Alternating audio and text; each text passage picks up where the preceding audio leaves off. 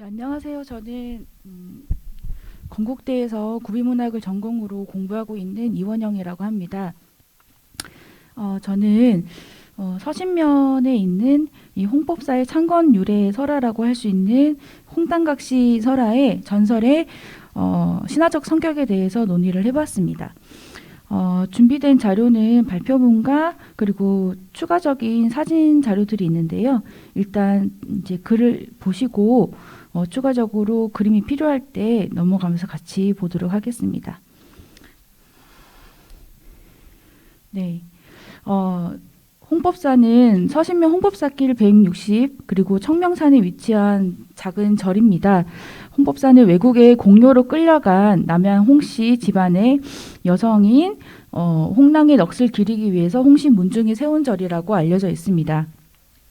보통 절의 창건 유래와 관련한 이야기 유형을 사찰 연기설화나 사원 연기설화 또는 창건설화나 창사설화라고도 하는데, 본고에서는 홍법사 자체의 안내판에서 홍법사 창건 유래라고 설명하고 있는 바 홍법사 창건설화라고 지칭을 하였습니다. 창건설화에서는 보통 절터 장소에 사찰을 짓게 된 기원이나 절의 이름을 짓게 된 유래와 그 내력이 설명이 되는데요. 여기에는 불교적인 특성을 나타내는 기이한 영험담이 곁들여지게 됩니다.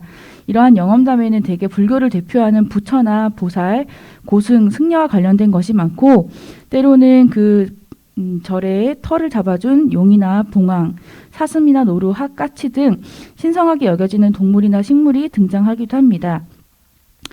이와 비교해보면 홍법사의 창건설화는 보통의 백성 중 하나이자 또 젊은 여성인 홍랑의 생애와 죽음이 이 창건설화의 주된 내용을 차지한다는 점에서 여타의 창건설화와는 좀 다른 점을 보입니다.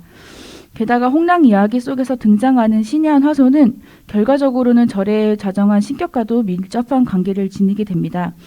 홍랑이 넋이 깃든 돌부처와 돌배를 타고 돌아오는 홍랑을 또 협시하여 왔다는 무쇠사공 두 기가 사찰의 주요 불상으로 같이 자정되어서 모셔지고 있기 때문입니다. 이와 같이 대웅전에 모신 불상 3점을 홍랑의 넋이 담긴 보살상과 그녀를 고향으로 인도한 무쇠사공 두 기라고 설명하고 있는 이 홍법사 창건설화와 그것을 믿는 이제 전승 집단의 믿음이 잠못 특이하게 느껴집니다.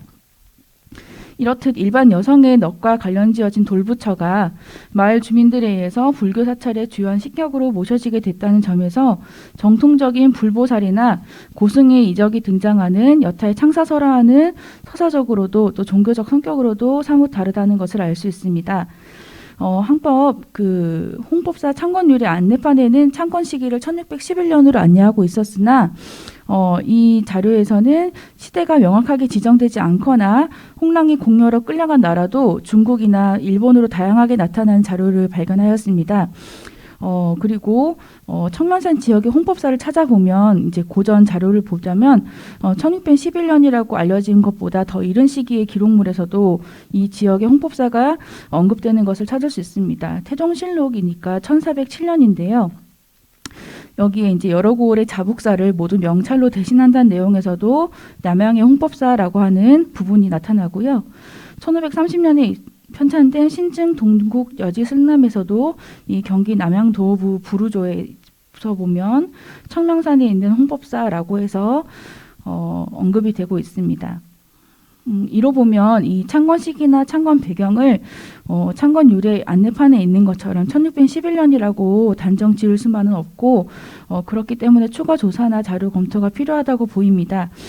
다만 본고에서는 이런 역사적인 사건보다는 남양 홍씨의 젊은 여정인 홍랑이 공료로 끌려갔다가 죽은 뒤 신격화되어서 홍법사에서 모셔지고 있다고 하는 이런 내용의 전승 양상과 이 홍당각시 전설의 어떤 신화적인 성격을 좀 더 집중해보고자 했습니다. 어떤 자료들이 이제 전승이 되고 있는가를 좀 모아본 거를 간편하게 보시기 쉽게 정리를 해봤는데요. 먼저 이제 연대기 순으로 나열을 했고 연구 목적으로 채록되는 자료를 우선을 배치하고 본고에서 추가적으로 참조한 자료를 후반에 배열하였습니다. 가장 먼저는 한국구비문학대계 경기편 수완시와 화성군편이라고 하는 곳의 홍당각시 이야기라고 하는 이야기가 채록이 되어 있고요. 그 뒤에는 89년도에 나온 화성군의 역사 민속이라고 하는 또 경희대 중앙박물관에서 간행한 조사 자료집에 또 실려져 있습니다. 그 다음에는 화성군, 그때는 이제 화성군이었는데요. 화성군에서 편차나 화성군사의 돌배와 무쇠사공이라는 이름으로 좀 장편으로 이야기가 각색이 되어서 실려져 있고요. 그 다음에는 경기 민속지와 화성 남양의 마을지라는 곳에서 또 각각의 자료가 채록이 되어 있습니다. 화성 시사는 대개 자료를 이제 요약한 자료고요. 그 다음에 이제 연달아서 나오는 자료들은 화성문화원에서 발간한 구비전승 및 민속자료 조사집 5권과 11권, 송산면과 서신면 자료인데요. 서신면에 홍법사가 있는데 오히려 서신면에서는 좀 채록이 많이 되지 못했고 인접하고 있는 이제 송산면 지역에서 또 3편이 같이 채록이 되었습니다. 그리고 이제 홍법사 안내판에서 이제 안내하고 있는 이야기와 그리고 불교신문에서 홍법사 이야기를 또 전승하고 있는 것, 그리고 화성시 자체에서 이 동화책을 발간하였는데 이 발간한 동화책의 제목과 그리고 홍법사 주지스님께서 향토문화유산 지정 신청서를 낼 때 그 홍법사에 대한 내용을 소개하는 부분에서 이제 불교적으로 조금 더 각색된 부분이 이렇게 자료가 총 14개 정도를 모아봤습니다. 네, 이상의 자료들을 볼 때 홍당각시 전설은 다양한 제목과 내용으로 전승이 되고 있습니다. 먼저 주요 이제 등장인물이 다양하게 지칭되고 있는데요. 홍랑, 홍랑자, 홍랑보살, 홍랑각시, 아기부처, 돌부처 등이 있습니다. 본고에서는 이 자료군을 홍당각시 전설로 명명했는데요. 여기서 홍당각시는 제가 처음으로 명명한 것이 아니고 이전에 채록된 자료에서 구연자들이 작품 속에서 인물을 지칭하는 대표적 명칭 중의 하나입니다. 그 빈도수에 따라 보면 홍당각시나 홍랑각시, 홍랑보살 등으로 불리고 있는데요. 그런데 홍랑의 랑자는 홍씨 가문의 아가씨를 일컫는 것으로 홍랑각시 뒤에 붙는 각시 또한 새색시나 젊은 여성을 일컫는 말이기에 이 랑자와 그 각시가 이중으로 놓이는 격이 됩니다. 또한 조선시대 유명한 기생인 홍랑도 있기 때문에 동음이의로서 오해를 피하고자 여기서는 홍당각시라고 선택을 했습니다. 그리고 이제 화성문화원 자료를 보면 이 남양 홍씨 가문의 조상을 기리는 사당, 홍당각시 사당이라고 홍당이라고 불리기도 했다는 점에서 이 홍당각시가 작품의 핵심을 더욱 잘 드러내는 명칭이라고 판단을 하였습니다. 또 자료에 따라서 이 임진왜란 이후나 병자호란 이후라고 시기도 다르게 나타나고요. 중국이나 당나라, 명나라, 외 이렇게 나라와 국가와 시기가 다양하게 나타납니다. 중국 천자의 접촉을 끝까지 거부하고 이제 고국의 고향의 땅과 과실 물만 먹으면서 버티면서 죽는 과정이 나타난 화성 군사 계통의 자료는 비교적 이제 서술이 자세한 편입니다. 그럼에도 이제 채록된 구술 자료들을 보면 일본이나 중국에 잡혀갔다가 바닷물에 빠져 죽었는데 죽어서 돌부처를 보냈다. 그래서 그 홍랑을 건져냈다고 간단히 처리하는 자료도 있고 또는 이렇게 이국에 잡혀갔다는 화소마저 사라지고 그냥 돌부처를 이제 건져냈더니 이 아주 영험하더라라는 영험당만 강조하는 각편도 있습니다. 한편 홍당각시 설화에서 대체적으로 나타나는 특징은 이 돌부처 신체를 바다에서 건져내어서 신으로 모신다는 점입니다. 그리고 그 돌부처에는 여성이라는 성별이 부여되고 대체적으로 공녀로 잡혀간 홍씨 처녀가 죽은 뒤 돌부처로 변해왔다고 여기고 있습니다. 들어오는 과정은 조금씩은 다른데요. 이 무쇠사공과 돌배를 탄 채로 표착을 할 때 이 주민 원로들에게 현몽을 해서 계시를 주어서 이 발견한 마을 주민들이 들어서 내렸다라고 설명되고 있는 것이 있고요. 또 한편으로는 바닷물에 떠내려가는 것을 이제 돌부처를 주민이 건졌다. 또는 조업하고 있던 어부가 그 그물에 걸린 것을 건져 올렸다라는 것 등입니다. 이렇게 좀 세부적인 각각의 차이점들이 있는데요. 좀 더 간편하게 보시고자 표로 정리해 보았습니다. 여기서 비교할 항목은 공출되어가는 시대와 나라, 가 있고요. 그 다음에 저항할 때 공료로서 어떤 삶을 살았는지, 어떤 사용 물품이 있었는지, 그리고 신격은 어떤 이름으로 불리는지, 그리고 홍범리 마을로 귀향하는 과정과 도래후 신격으로 봉황되는 양상은 어떠한지 등입니다. 이렇게 임진왜란이라든지 병자호란이라든지 광해군 인연이라든지 이렇게 시기적으로 좀 다르게 나타나고 있고요. 아예 시기가 나타나지 않고 그냥 중국이다, 대국이다 이렇게 나타나기도 합니다. 그리고 흙 한 자루만 나오는 자료들도 있고요. 이 흙이 모래나 대추, 물 3말씩 각각 3말씩 갖추어서 갔다라고 나오고 있는 것도 있습니다. 그리고 명칭은 홍당각시라든지 홍강무살이나 홍낭자, 홍낭각시 등등이 있습니다. 또 때로는 각 편에서는 아기 부처도 있고요. 그리고 귀향 과정에서는 대부분이 이제 돌배 무쇠사공을 타고 왔다라는 부분이 대부분이 잘 드러나고 있고요. 그리고 이제 좀 더 자세하게 서술된 부분에서는 천자가 아프게 득병을 하게 만든 후에 현몽을 해서 자신의 귀향 조건을 이제 충족시켜주는 하에서 치병을 해주고 나라를 부흥시켜주겠다는 부분들이 나타나기도 합니다. 그리고 이 홍씨 원로 노인이라고 하는 이제 마을 주민들에게 현몽해서 이제 사찰 창건을 명령한다. 그래서 봉안이 되었다라는 것들이 화성군사편 자료의 유형으로 나타나고 있습니다. 자, 이렇게 보시면 넘어가서요. 이상의 자료들을 보시면 공출 시기와 공출 국가는 조선시대 임진왜란 이후에 명나라에 의한 공료 공출이 많은 경우를 차지했습니다. 임진왜란을 직접 일으킨 왜군보다 중국에 의한 공료 공출이 민중에게 더 익숙한 역사적 사건인 듯합니다.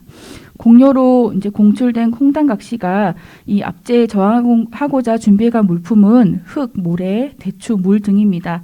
이는 공료로 타국에 끌려갈지언정 적국의 것과 자신을 분리해서 고향의 흙만 받고 고향의 물과 대추만을 먹으며 자신의 정체성을 지키겠다는 것입니다. 특히 자료 9번과 10번을 제외한 모든 자료에서는 이 흙이 핵심적으로 등장합니다. 공출로 인한 타국 압송은 공간적인 이동과 생활 영역의 변화를 수반하는데요. 이때 홍당각시는 거주의 가장 기초적인 필수 요건인 공간에 있어서 상징적인 의미로 고향 공간을 연장하는 흙을 통해서 타국의 공간에 소속되는 것을 거부하는 것이었습니다.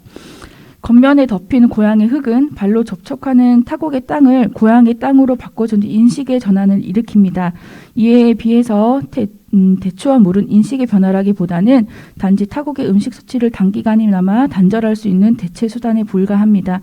이에 대추와 물보다는 흙이 보다 본질적이고 필수적인 요소로서 그렇기 때문에 더 많은 자료에 사용된 것으로 보입니다. 이러한 저항 장면을 마치 주나라 곡식을 거부하고 수양산에서 고사리를 캐먹다 죽었다는 이 백이숙제의 고사의 절개 정신을 떠올리기도 합니다. 이렇듯 홍당각시도 백이숙제처럼 결국 생명에 대해서 절명하게 되는데요. 이때 유언을 남기는 경우가 덜어 있는데 자신의 넋은 보살이 될 것이고 천자는 참회시킬 것이다 라는 유언이 나타납니다. 이 화성군사 계통의 3번, 11번, 12번, 14번에서 주로 많이 나타납니다. 또 천자의 득병과 홍당각시의 현몽이라는 공통점도 나타나는데요. 현몽을 통해서는 홍당각시 귀향 계획이 천자의 참회 과정과 귀향의 조건부 충족 과정으로 이어지고 계약 거래에 의해서 천자의 치병과 나라의 부흥이 약속이 됩니다. 한편 대부분 자료 문면에서 나타나는 가장 큰 공통점은 기항에서 홍범리 마을에 신격으로 자정하고자 하는 홍당각시의 강력한 의지입니다. 홍당각시는 돌배 무쇠사공이라는 절국의 제안이 비현실적인 방법임에도 불구하고 바로 승낙하는 모습을 보여주는데요. 넋이라도 되어서 고향으로 돌아가고자 하는 이러한 소망이 실패할 경우 결계될 죽음에 대한 불안과 공포를 넘어설 정도로 강렬하다는 것입니다. 이는 공출된 공료로서 홀로 바다를 건너서 고향으로 귀향하는 것이 그만큼 당대에 성사되기 어려운 사안임을 나타내는 것이기도 합니다. 한편 가장 많은 공통점은 이 고향으로 돌아온 홍당각시가 이미 죽음을 겪은 상태라는 것입니다. 홍당각시는 약국의 백성으로 타국으로 억지로 끌려온 후 아사 또는 객사한 존재입니다. 이러한 억울한 죽음에는 원통한 한이 남아있을 수 있기에 그 성격이 원혼이나 원기에 가까운 존재로 변모할 수 있는데요. 그렇지만 홍당각 씨의 죽음은 공료로서의 삶을 거부하는 주체성의 발로이자 유체적 생존 본능을 초월한 애향심에 이루어진 자살이란 점에서 단순 타살과는 성격을 달리합니다. 또한 홍당각 씨 넋은 모국으로 돌아가서 고향 마을에 안착하고 모셔지는 과정을 통해서 이 조상신이자 수호신격으로 존재적인 변화를 겪게 됩니다. 이래서 이제 홍당각 씨에게는 이 남은 시신과 넋이라도 고향으로 돌아가고자 하는 것이 유일한 소망이 되는 것인데요. 이때 이 돌아오는 것의 위험성과 불가능성을 높이는 것이 돌부처를 실은 돌배가 물에 뜨고 또 무쇠사공이 노를 저어서 바다를 건너온다는 비현실적인 화소입니다. 현실 자연의 물리 법칙에 의해서 돌과 무쇠는 물에 가라앉는 소재이지만 홍당각 씨의 신통한 실력이 뒷받침되어서 바다를 건너 고향에 도착하는 환상적인 기적을 보여줍니다. 돌배나 무쇠사공 등 공료 공출 후에 귀양 서사가 없는 자료 9번의 경우에는 대부분이 용함만을 강조하는 내용으로 이루어져 있습니다. 여기 보시면 물에 떠내려가는 것을 사람이 그런 걸 보고서 갔다가 절에다 갖다 모셨는데 말을 타고 가도 절 앞에만 가며 말굽이 쩍쩍 들러붙어서 가지를 못했다고 이렇게 해서 그렇게 용하대라고 하면서 이 여신 이제 부처가 여자라는 것을 강조하고 있습니다.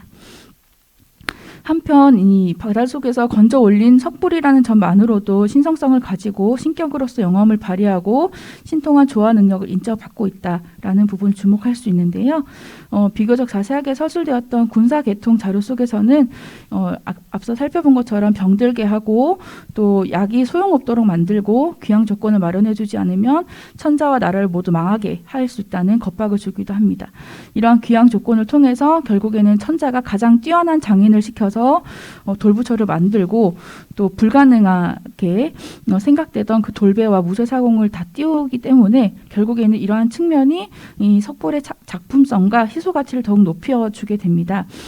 또 중국 천자가 만들어 보냈다는 돌부처를 호위하는 12무쇠사공과 물 위에 뜨는 돌배 또한 마찬가지입니다.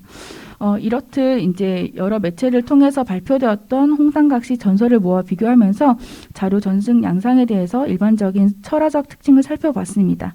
다음 장에서는 이 제2적 연행 사례를 보면서 신화적 성격에 보다 집중해 보도록 하겠습니다. 이 마을은 홍법사가 위치한 마을은 화성의 대표적인 남양 홍씨 집성촌 마을입니다. 그렇기에 이 홍법사에 모셔진 홍랑은 남양 홍씨 가게인 홍법리 주민들의 조상신이자 홍당각시 전설 속에 창건 유래가 되는 홍법사의 신앙과 신격과도 관계합니다. 구비 전승만으로만 보자면 이 돌부처에는 홍랑의 넋이 깃들어 있다고 신성하게 모셔져온 홍당각시의 신체에 됩니다. 그렇지만 또 불교의 입장에서 보자면 홍법사의 석불은 일반적인 비로자나불의 수인의 표현인 오른손으로 왼손의 검지를 감싸지는 직원인을 표현하는 보통의 일반적인 석조 비로자나불 좌상이라고 이해될 수 있습니다. 이렇듯 돌부처의 영험과 실력을 강조하는 당신화를 통해서 전승되었던 민간 신앙적인 특성에 석불의 표현 양상에 따라서 일반적인 이런 불상으로 바라보는 불교적 시각의 측면이 결합이 되면서 현재에는 이 홍당각시 전설과 돌부처는 이 영정을 모신 홍랑각과 이 불상이 모신 대웅전으로 이런 제2장수의 공간적인 구분을 통해서 신격의 분리가 진행이 되고 있습니다. 여기는 홍랑각이고요. 여기는 대웅전에 모셔진 이제 홍당각시 전설 속에서는 홍랑이 넋이 실렸다고 하는 돌부처이고요. 비로자납을 자상이라고 보입니다. 그리고 여기는 협시에서 모시고 왔다는 무쇠의 사공 2기만 남아서 전해지고 있다라고 해서 같이 모셔지고 있습니다. 이 홍랑각과 이 대웅전을 이렇게 지금 조성하고 계신 스님께서는 주지 선문 스님이신데요. 1993년 오셔서 주지를 맡게 되는데 그때 당시에도 건축 중이던 대웅전을 이제 마저 완공하시고 그 다음에 홍랑각도 새로 건립했다고 하셨습니다. 그러니까 저희가 이제 제가 왜 홍랑각을 지으셨냐라고 질문을 드렸더니 홍랑을 조상으로 각별히 여기던 그 당시의 신도들이나 사찰을 방문하는 사람들의 마음이 아주 소중해서 그것을 좀 더 좀 위해주고 싶어서 독립된 추모 공간을 마련한 것이라고 했습니다. 그런데 앞서 살펴본 1, 2번의 자료에 나타나듯이 섣불리 모셔진 이 절간이 홍당각시를 위한 사당으로 그 자체로 여겨지기도 했습니다. 이렇듯 홍랑과 석불의 신격이 구분이 크게 있지 않던 상황에서 이렇게 제2장소의 공간적인 분리가 이루어지면서 이 추모제 성격의 홍랑제가 별도의 제2적 연행을 통해서 이어지고 이것이 이 홍법사 석불과 직접적인 연관선이 옅어지고 있습니다. 2020년 작년에는 화성문화원이 후원기관으로 참여를 했고요. 올해는 이제 같이 공동 주최 주관을 하기도 했습니다. 그래서 작년부터는 시낭송, 한국무용, 민요 등의 문화 공연이 들어가게 됐고요. 올해는 홍랑을 백일장이라든지 이런 것들이 더 추가되면서 지역 문화재로서 성격이 추가되는 경향을 보여줍니다. 또한 그 와중에는 홍당각시 전설과 석불이 신화적인 제2적인 어떤 연관성이 점점 약화되는 경향을 보여주기도 했습니다. 이것이 이제 2020년 작년에 대웅전 예불과 그 다음에 이어진 홍랑각 앞에서 이루어진 추모제고요. 이건 올해 이루어진 대웅전 예불과 대웅전 앞에서 이루어진 홍랑 추모제 행사입니다. 물론 정승의 기반이 홍법사이기에 이런 이 내용이 이제 불법 교리를 적극적으로 연관지어서 살펴서 이제 이해해 볼 수도 있습니다. 제가 이제 찾아본 결과로 이제 아둔하게 연결 지어 보자면 이 비로자나불의 교리에서는 먼저 육체적인 생존 본능을 극복하고 깨달음을 얻은 홍당각시의 넋은 비로자나불의 화신이 된 것으로 이해할 수 있고요. 또한 이를 통해서 자신의 잘못을 참회하고 또 홍랑을 귀양시키고자 석불을 어렵게 완성시킨 이런 천자의 행동이라든지 또 홍법리에 도착한 석불을 위해서 사찰을 세우고 또 모셔온 신도들의 행위는 보살행이라고 볼 수 있습니다. 이러한 보살행을 통해서 형체가 없던 비로자나불을 형체가 있는 것으로 화현하는 과정에 해당합니다. 그리고 창건설화 속의 결과물이자 이 홍법사 시발점이 된 비로자나불 석불 자상이 품고 있는 삶의 깨달음을 닮아가고자 하는 지금 현대의 개인의 종교적인 실천 행위는 깨달음의 그 자체라고 불려지는 비로자나불을 향한 불교적인 구도이자 세상을 향한 보살행이다라고 이해할 수 있는 것입니다. 그런데 이렇게 불교적으로만 이해한다면 그 신화적인 함의가 좀 축소되는데요.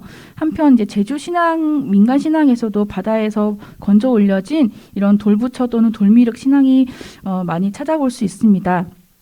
구체적인 한 사례로 보자면 조천의 함덕리 함덕분향당 당신인 서몰할망은 이 새물이 드는 날 낚시를 통해서 건져 올려진 돌미륵 형상의 여신으로서 이 바닷가 마을인 이 함덕리를 어선 타는 어부와 물질을 하는 해녀 안전 및 어장의 풍년을 담당하는 해신으로서의 이제 신직도 가지고 있습니다.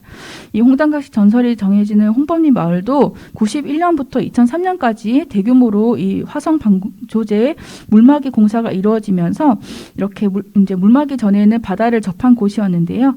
이게 방조제 공사하고 난 뒤에는 대규모의 간척지가 생기면서 이 내륙화가 되었습니다. 이로 보면 과거에는 이 홍당각시 신격에도 이런 어촌마을의 수호신이자 해신으로서 성격이 포함됐을 것으로 추측을 해봤습니다. 아미족과 타이알족의 돌견 신화를 분석한 조율 선생님께서는 이런 여성 중심적 모계 사회에서 돌은 모석으로 인식이 되고 돌견 신화를 통해서 이 인식이 표현이 된다. 이때 모석과 여신은 동일시되어서 돌의 형태로만 나타나기도 하고 또 분리되어서 여신과 돌의 형식으로 나타나기도 한다라고 추론한 바가 있는데요. 이 논의에 따르면 이 여신의 신체인 돌미륵은 여신과 돌이 동일시되는 형태인데 이러한 사례로 앞에 있었던 서몰알망과 돌미륵 자료를 꼽을 수 있습니다.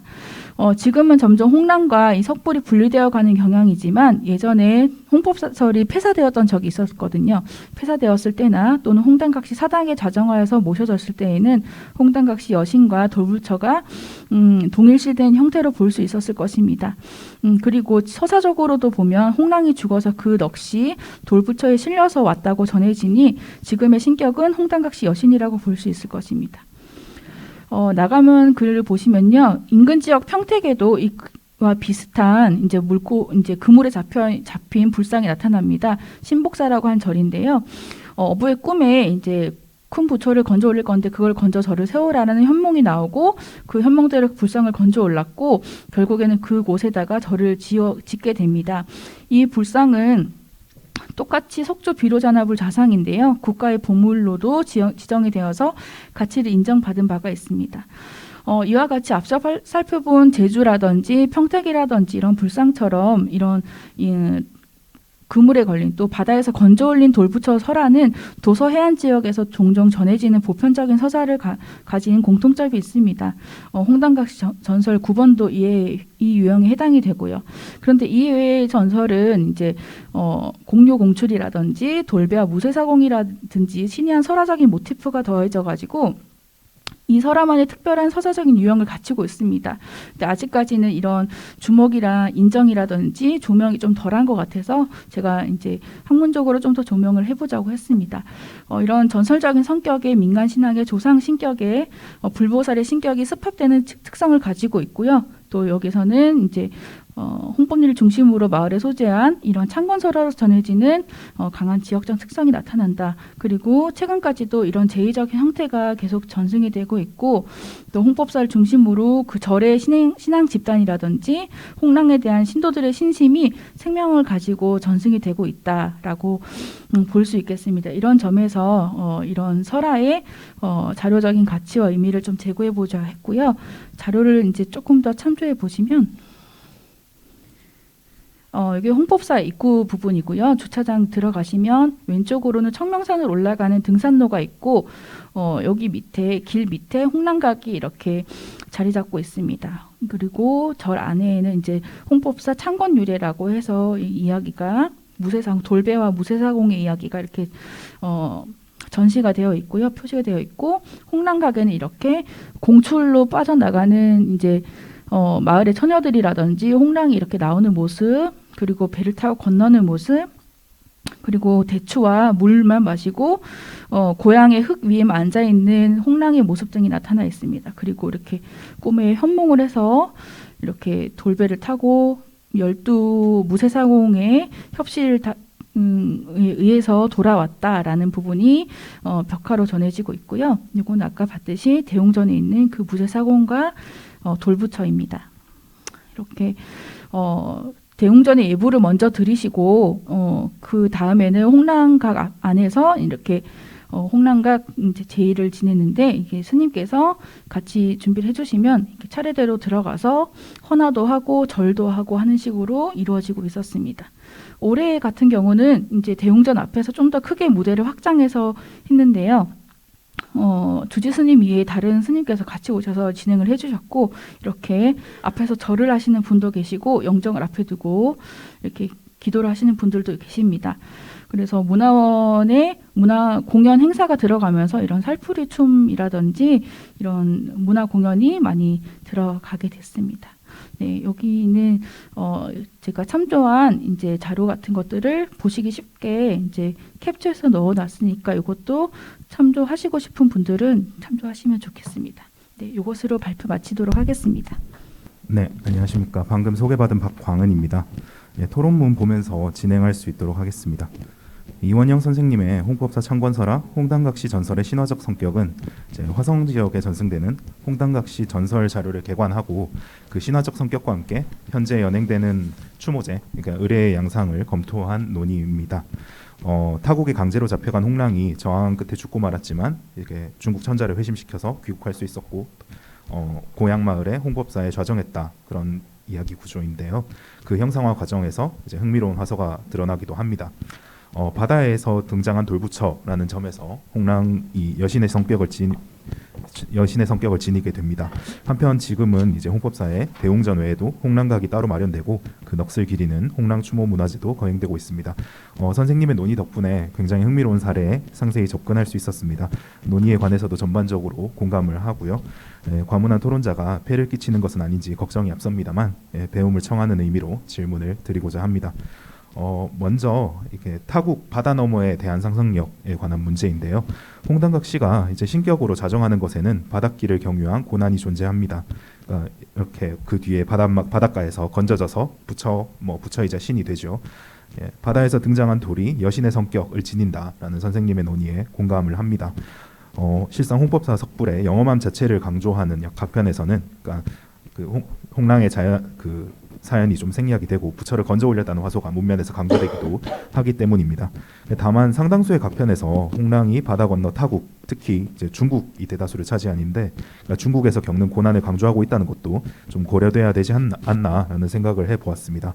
발표문에서 홍당각시 전설의 신화적 성격을 규명하기 위해서 비교군으로 삼고 계시는 제주도 무가에서도 물론 구체적인 맥락은 다르겠지만 바다 건너 대국 을 부정적으로 의식하는 사례를 다수 발견할 수 있기 때문입니다.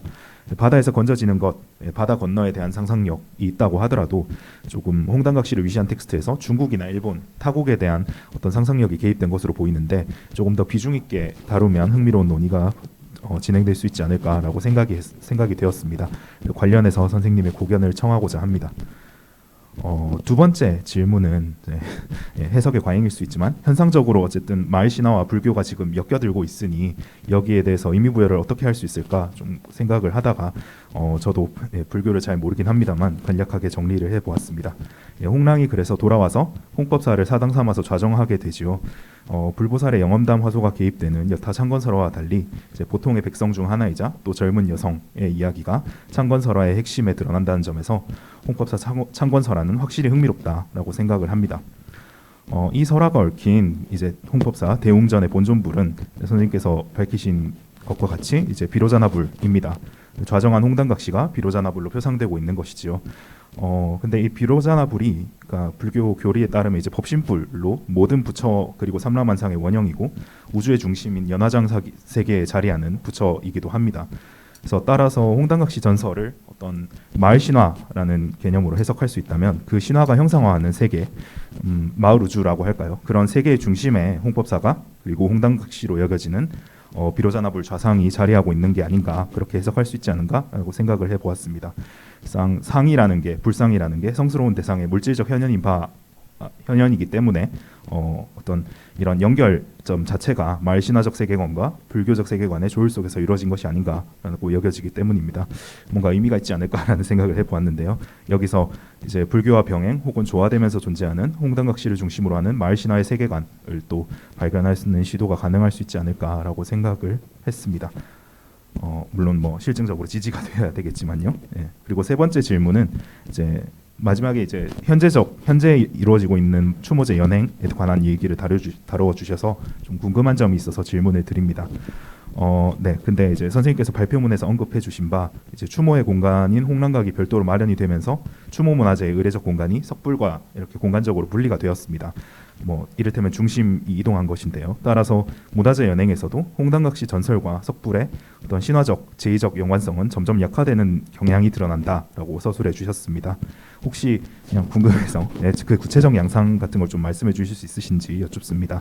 예를 들면 의례적 절차의 변화라든가 아니면 의례에서 구현되는 홍랑 형상이 어떻게 변화하는가 이런 현상들이 드러나는지 좀 궁금한 점이 있어서 질문을 드리고자 합니다. 그러니까 발표문에서 지금도 연행되는 홍랑 추모 문화재를 다루신 바 이 문제는 현재 지역사회에서 홍랑을 어떻게 기억할 것인지 어떻게 표상할 것인지라는 문제와도 관련이 될 것이라고 생각하기 때문입니다. 아울러 그 자체가 결국엔 이제 신화적 성격이라는 말 신화적 성격이라는 문제와도 연결될 수 있지 않나라는 생각이 들었습니다. 마지막으로 발표 정말 흥미롭게 잘 들었습니다. 배움의 기회를 주셔서 감사합니다. 네, 발표자께서 토론자의 세 가지 질문에 대한 답변을 해주시면 되겠습니다. 네, 토론 맡아주셔서 우선 너무 감사드리고요. 저도 발표문을 좀 많이 느껴드렸는데 꼼꼼하게 읽어주시고 저한테 도움 될 만한 조언을 많이 주셔서 오히려 저가 더 공부가 많이 되고 많은 아이디어를 얻어가게 되었습니다. 먼저 1번에 대한 답변을 좀 드리자면 1번에서는 이 바다 건너 대국을 부정적으로 의식하는 사례가 제주도 무속에서 나타나는 것처럼 이 홍당각시 설화에서도 이제 타국이나 특히 중국에서 걷는 고난이 강조되고 있는데 여기에 아마 일본이나 중국에 대한 특수한 상상력이 개입된 것으로 보인다. 여기에 대해서 좀 더 고민해 볼 여지가 있지 않나라고 말씀해 주셨습니다. 저도 읽다 보니까 이제 좀 그 부분을 좀 더 부각시킬 수 있을 거라고 생각이 들었는데요. 저도 이 지역에 온 지 지금 몇 년 채 되지 않아서 전체 지역을 잘 알지 못하지만 돌아다니다 보면 문화재로 지정된 부분들이 곳곳에 있는데 당성이라고 하는 부분이 있거든요. 그래서 당나라와 그 옛날에 이제 직접적으로 교역을 하던 그 오래된 성이 남아 있고 나당연합군이 형성되었을 때에도 이 지역에 백제에 들어갔다가 신라에 들어갔다가 하면서 경계 지역에 있었던 적도 있고 또 조선에는 흥선대원군이 이제 청나라에 납치되어서 호송될 때에도 이 화성의 마산포를 통해서 청나라로 오고 가고 하고 또 특히 이제 여기 그 남양 홍씨 중에서도 홍씨의 두 계파가 있는데 하나는 토홍계라고 해서 원래 이제 이 지역에 있는 홍씨고 하나는 당홍계라고 해서 중국계 홍씨가 또 있습니다. 그래서 아무래도 이 해안가 이제 화성의 서부 쪽에 있는 해안가에 이제 중국과 교역이라든지 뭐 군사 시설이라든지 여러 가지로 이제 좀 관련이 많이 있어서 좀 그쪽으로 또 그 주민들도 또 문화적으로 가깝게 여기시는 게 아닌가 이런 생각이 들었고 뭐 외적에 대한 부분은 어느 해안가도 마찬가지겠지만 이 지역에도 그 외국들의 뭐 침략이라든지 약탈 이런 이야기는 같이 이제 전설이 많이 채록이 되어 있었어요. 그래서 아마 그런 부분에 있어서 지역적으로 예전부터 지금은 많이 간척이 되고 내륙화가 됐지만 이쪽에 있었던 여러 가지 포구 쪽으로 해서 이런 말씀해 주신 것처럼 특히나 이제 중국이나 일본을 적국으로 또 특히 이제 많은 어려움을 주는 곳으로 이렇게 생각이 됐던 그런 역사적인 것들이 바탕이 되어 있지 않았나. 저도 이제 잊고 있었고 무시하고 있었는데 지적해 주셔서 반영할 수 있을 것 같습니다. 감사합니다. 두 번째는 물질적 현상에 대한 질문인데요. 세계 중심이나 뭐 세계의 축이다라고 하는 이런 부분에 대해서도 지금 예전에는 이 당나무라든지 당목이라든지 이런 부분에 위주로 많이 생각을 했는데 이 부분 사실 뭐 홍법사에는 당나무라고 하거나 신성하게 여기는 세계수라고 할 만한 것은 없지만 이 석불 자체 좌정한 것 자체가 이렇게 그 마을의 중심이 되고 또 마을의 질서를 유지하는 것이 된다면 이렇게 바다에서 전해져 온 천상계라든지 또 마을 주민을 표상하는 이제 지상계라든지 이런 걸과 만나는 접촉의 공간이라든지 이렇게 해서 좀 더 마을 신화적으로 이 석부를 좀 이해할 수 있는 여지가 있지 않나라는 것을 이제 저도 토론문 읽으면서 지금 좀 더 생각을 정리하고자 생각이 들었습니다. 요거는 요 이번의 부분에서는 뭐 그 조언해 주신 거를 좀 바탕으로 해서 내용을 좀 더 구체적으로 진행하는 것이 좋을 것 같습니다. 세 번째는 이제 홍랑각과 홍랑제에서 의례적 절차의 변화라든지 의례에서 고연되는 홍랑 형상의 변모라든지 이런 것들이 좀 변화가 많이 있는데 요 구체적으로 좀 알려달라고 하셨는데요. 저도 2년밖에 다니지 않았고 그 3년 전 이제 문화원이라든지 화성시에서 지원하는 것 이전의 형태는 참석해보지 못해서 예전에 고형의 형태는 알지 못하지만 작년에는 크게 2부로 이루어졌고 올해는 총 3부로 이루어진 걸로 저는 기억을 합니다. 작년에는 대웅전 예부를 먼저 하시고 그리고 그 홍랑각 앞에서 추모문화제를 했는데요. 올해는 대웅전 예부를 하고 또 추모문화제를 하고 그 다음에 또 그 앞에서 공연과 시상식을 또 따로 하기도 했습니다. 일종의 그 제의적인 형식이 개인적으로 직접 기원하는 민간 신앙적인 부분에 있었다라고 가정을 한다면 여기서 이제 스님이라든지 불교적인 신화적인 문화가 영향이 들어가면서 개인 신도들의 믿음과 또 불교적인 문화적인 형태의 제의적인 것이 이루어졌는데 현대에 들어서는 현대적인 추모 문화가 또 들어가서 헌화를 한다든지 또 신앙송을 한다든지 또 고전 무용이나 춤이나 이런 걸 통해서 이제 추모 문화제를 한다든지 이런 것이 이제 현대적인 어떤 시에서 하는 관행적인 그런 추모 문화제 형식이 들어가서 이제 전체적으로 홍랑제 또는 홍랑 추모 문화제라는 것이 하나의 이제 순수한 어떤 종교적인 제의라기보다는 지역의 문화 행사로 많이 변모하고 있어서 이것에 대해서도 아마 각각의 입장이 다를 것 같아요. 그래서 홍법사의 입장이나 신도들의 입장이나 또 시나 문화원의 입장이 또 다를 것 같은데 그런 부분은 차후에 논문을 수정하는 과정에서 좀 더 보완을 하는 것이 좋을 것 같습니다. 그래서 지금은 이렇게 좀 더 분화되어 가면서도 원래의 좀 홍랑 성불에 집중되었던 부분들이 조금 더 옅어지고 분화되어 가고 있다. 이런 정도로 설명드릴 수 있겠습니다. 감사합니다. 예, 그 토론자의 질문에 대한 답변을 이제 하면서 이제 이 연구 발표문을 이제 진행해 나가는 데 있어서 그 빈 틈들을 좀 더 채워나갈 수 있는 여지들을 얻게 된 것 같습니다. 저기 홍랑제에서 그 홍랑 전설과 관련된 스토리와 관련된 뭐 프로그램이나 이런 건 없나요, 따로? 그 행사를 진행하실 때 진행하시는 분들께서 이제 간간히 가볍게 그리고 간단하게 이야기를 축약해서 이렇게 잡혀가셨다가 돌아오신 뭐 홍랑의 넋이라든지 뭐 어떤 절개라든지 기계라든지 이런 부분에 대해서는 설명을 하시는데 거기에서 이루어지는 퍼포먼스가 정확하게 홍랑의 어떤 그 삶이라든지 어떤 모습이라든지 이런 거 이제 직접적으로 연결이 되지는 않고 있고요. 그리고 대웅전에서 드린 예불도 혹시나 그 스님께 그 직접적으로 홍랑에 들어간 어떤 이제 생애라든지 이제 불교계라고 하나요? 그 내용에 혹시 그런 것이 들어가는지 이런 건 아니고 이제 일반적으로 하는 불교식 예불을 드린다고 하시더라고요. 그래서 아무래도 이제 불교의 입장에서는 이제 무주고혼이나 수중고혼의 입장에서 이제 물에 빠져 죽었던 그 지역의 또는 그 집안의 한 어린 여성의 넋을 이렇게 그런 거에 대한 제례 입장에서 하시는 것 같은데 불교에서는 그렇게 일반적인 제례로 하는데 믿으시는 분들은 굉장히 조선 신격으로 받아들이시고 있다는 점에서 조금 차이가 있는 것 같습니다. 그럼 아직도 집성촌이 이루어지고 있는 건가요? 네네. 네네.